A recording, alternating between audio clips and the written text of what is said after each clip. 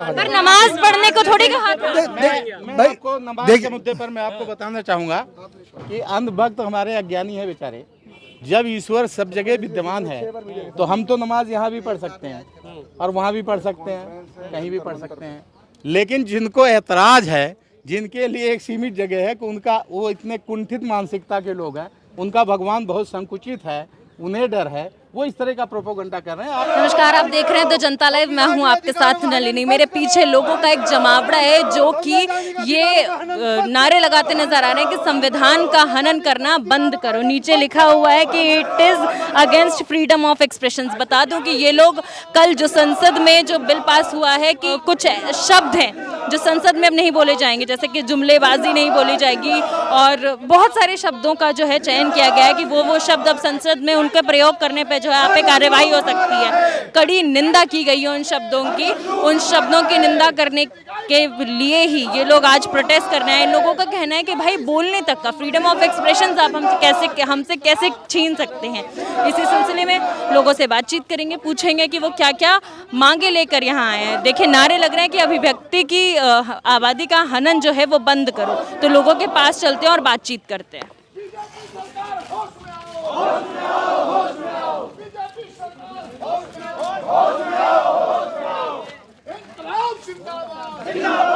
Sir, आपका नाम? Doctor IA Khan. Sir, आप आज जिस वजह से जंतर मंतर पर आए हैं, क्या वजह है? लगातार जो है शब्दों को लेकर संसद में जो है कहा जा रहा है कि इन शब्दों पर रोक, 60 शब्दों पर रोक लगा दी गई है। क्या कहना चाहेंगे? नहीं, सिर्फ शब्दों पे रोक नहीं लगाई गई, इसके अलावा भी रोक लगाई गई है कि जो लोग संसद के अंदर धरना प्रदर्शन या इस तरह की बातें करते थे वो भी अलाउड नहीं होगा। और उस पर अभी मैंने, शायद आपने वक्तव्य में सुना होगा, मैंने एक बात कही थी कि एक तरफ तो कहते हैं कि कोई भी धार्मिक कार्यक्रम वहाँ नहीं हो सकता, लेकिन अभी अशोक लाड जो है, अभी संसद पे जो 3 शेरों का वो होता है, उसका उद्घाटन भारत के प्रधानमंत्री जी ने किया और उन्होंने हिंदू धर्म की रीति रिवाजों का इस्तेमाल किया।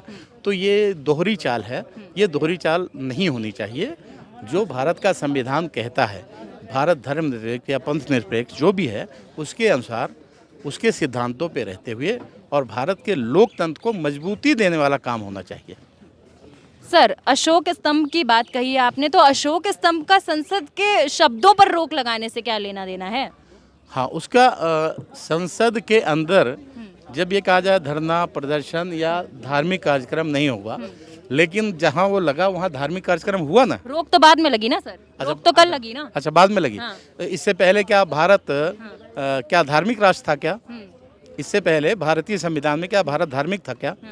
भारत तो पहले से ही जो है पंथ निरपेक्ष था ना। तो फिर वो तो पहले भी नहीं होना था, बाद में भी नहीं होना था। मूर्ख, काला दिन और लगातार जो है जुमलेबाजी, इन तरीके के जो शब्द जो आम जनजीवन में यूज किए जाते हैं, ऐसे साधारण शब्दों पर भी रोक लगा दी गई है। कहीं ना कहीं फ्रीडम ऑफ स्पीच जो है वो जो है उस पर रोक लगाई जा रही है, बोलने की आज़ादी छीनी जा रही है। कहीं ना कहीं नहीं, 100% छीनी जा रही है। अगर इन शब्दों का आप इस्तेमाल नहीं करेंगे तो आप जो भी कहेंगे उसमें आपका विरोध ही नहीं नजर आएगा। आप जो भी बोलेंगे आपका विरोध नजर ही नहीं आएगा। तो मोदी जी का विरोध देश का विरोध है। मोदी जी का विरोध देश का विरोध है, ये आप कह रहे हैं, लेकिन हमारा मानना है, टीवी अखबार कहता है। जी जी जी बिल्कुल, मनुवादी अखबार, मनुवादी मीडिया ऐसा कहता है। लेकिन भारत में बहुत सारे लोग भारतीय संविधान के अनुसार भारत को मजबूत करने के लिए काम कर रहे हैं। उसमें तमाम लोग हैं, जाति धर्म का कोई बंधन नहीं है, सब लोग मिलजुल कर काम कर रहे हैं। तो वो संघर्ष को जारी रखते हुए इस चीज़ को होने नहीं देंगे। तो मोदी जी से क्या आपत्ति है आप लोगों को? मोदी जी का दुनिया में डंका बज रहा है, चीन टाइट है। मोदी जी अगर कह रहे हैं कि हमको भगवान कहो तो कहिए। हमें मोदी जी से कोई आपत्ति नहीं है, लेकिन मोदी जी अगर कह रहे हैं भगवान कहिए, तो जो लोग ताकत की पूजा करते होंगे, जो लोग इस तरह से ताकत की पूजा करने वाले लोग हैं, या तमाम किसी को जो गले पे हाथ रख के गला दबाने लगे, जो उसे राम जैसा कह दें, तो कम से कम हम उनमें से नहीं हैं। हमारी जान चली जाएगी, हम किसी भी हद तक हमारे साथ जुर्म जाती होगा, लेकिन हम सिर्फ एक ईश्वर की पूजा करने वाले लोग हैं। उसके अलावा हम कभी किसी को पूज्य नहीं मान सकते। मोदी जी के समर्थक कह रहे हैं कि वो साक्षात मतलब भगवान के अवतार हैं। देखिए, मोदी जी के समर्थक तो पता नहीं क्या क्या कहेंगे, और अभी आपने देखा श्रीलंका कहते हैं नहीं, पता नहीं क्या क्या का मतलब आप समझ सकते हैं कि वो पता नहीं क्या क्या कह सकते हैं। ये इसलिए कि उन्हें आप जैसे लोग, कोई अंधभक्त कहता है, कोई कुछ और भी कह लेता है। तो ऐसे अंधभक्त जिन्हें ईश्वर का ही ज्ञान नहीं है, वो बेचारे किसी को ईश्वर मान लें, वो अज्ञानी हैं, वो किसी को ईश्वर मान लें। लेकिन जिसको कम से कम ये ज्ञान है कि ईश्वर जो है निराकार है और एक है, तो वो कम से कम ईश्वर नहीं मानेंगे।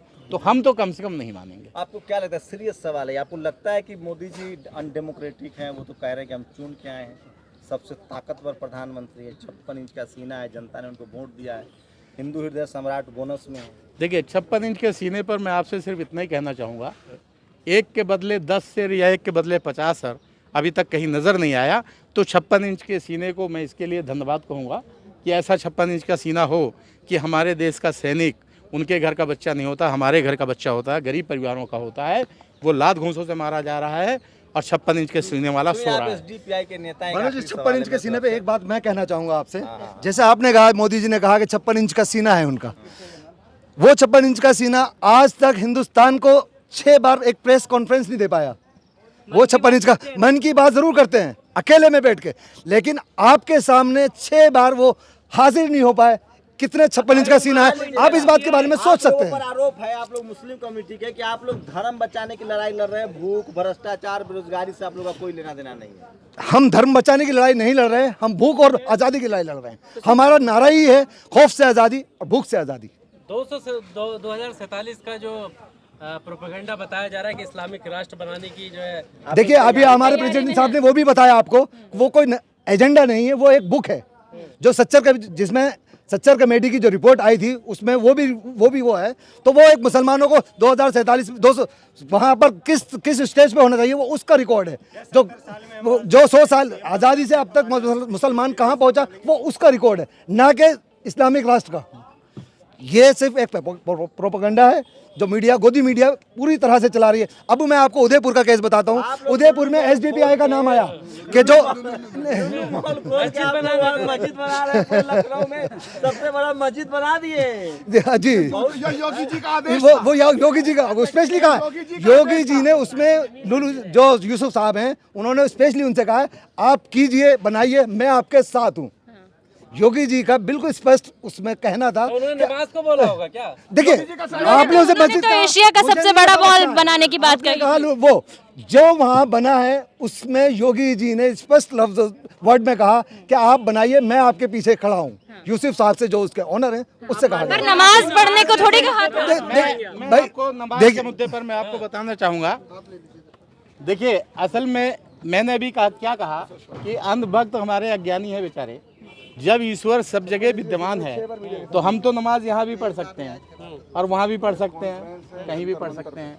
लेकिन जिनको ऐतराज़ है, जिनके लिए एक सीमित जगह है कि वो इतने कुंठित मानसिकता के लोग हैं, उनका भगवान बहुत संकुचित है, उन्हें डर है, वो इस तरह का प्रोपोगंडा कर रहे हैं। आप लोग उनके साथ क्यों रहे हैं? रहेगी। देखिए, हमारा मुल्क एक जमहूरियत मुल्क है और जमहूरियत के मायने होते हैं कि हर आदमी की एक हैसियत वही होनी चाहिए जो प्रधानमंत्री की हैसियत है, आवाम की भी वही हैसियत होनी चाहिए। लेकिन आज माहौल को ऐसा बदल दिया गया कि यहाँ शहंशाहत कायम करने की कोशिश की जा रही है। अंग्रेज से भी ज़्यादा खतरनाक पॉलिसीज़ पर अमल कर रहे हैं। बादशाहत मतलब जैसे दुबई है, सऊदी अरब है, तुर्की है, हम अपने मुल्क को ऐसा नहीं बनने देंगे। सर, गद्दार, गिरगिट, घड़ियाली, आंसू, अपमान, असत्य, अहंकार, काला दिन, पिट्ठू, मूर्ख, मतलब जितने भी नॉर्मल आम जनजीवन में जिन शब्दों का चयन हम करते हैं अपनी बातचीत में, उन सारे शब्दों पर लगभग रोक लगा दी गई है। ऐसा कहा जा रहा है कि भैया बोलने की जो आज़ादी है उसी को छीन लिया जा रहा है। क्या बोलेंगे, किन शब्दों का प्रयोग करके इंसान बोलेगा जब नॉर्मल शब्द ही नहीं बोल सकता? इसी मुल्क में सबसे पहली घटना जो आतंकवादी घटना थी वो गांधी जी का मर्डर था। उसको काला दिन मानते हैं, लेकिन आज मौजूदा हुकूमत में उस दिन को अच्छा दिन मानते हैं और उस कातिल को अच्छा अपने भगवान मानते हैं। ये सारी चीज़ें उलट पलट हो रही हैं। इसीलिए कि एसडीपीआई पार्टी लोगों के दरमियान आई है। हम सोशल वर्कर थे, लेकिन आज हम ये देख रहे हैं कि जो चीज़ें पार्लियामेंट में हो रही हैं असल वही है, और जो लोग कर रहे हैं सारे कानून वहाँ से पास हो रहे हैं और हमारे खिलाफ पता नहीं कितने किसानों के खिलाफ कानून पास हो रहे हैं, मजदूरों के खिलाफ कानून पास हो रहे हैं। तो इसलिए एसडीपीआई आज जंतर मंतर पर है और इस कानून के वापसी का ऐलान करती है।